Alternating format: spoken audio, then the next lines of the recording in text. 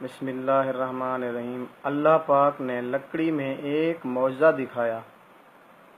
कस्बा समीना चाह काजी वाला मौजा चुटाला के रिहायशी तालिब हुसैन वल्द इमाम बख्श कौम खोसा के घर में लकड़ियाँ पड़ी थी, तो घर वालों ने लकड़ियाँ उठाई हांडी बनाने के लिए, तो लकड़ी को आग नहीं लग रही थी और हर मुमकिन कोशिश की, हांडी के नीचे लकड़ी को आग नहीं लग रही थी। तो अचानक उन लकड़ियों में से एक लकड़ी को बाहर निकाला। जो ये आप देख रहे हैं, इस लकड़ी को बाहर निकाला तो उसी वक़्त आग भड़क उठी।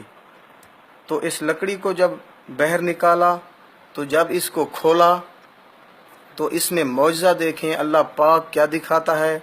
इस लकड़ी को आप अपनी आँखों से देखें, इसमें ये लिखा हुआ है जो आप अपनी आँखों से देख सकते हो। अल्लाह और मोहम्मद, सुबहान अल्लाह, अल्लाह अकबर।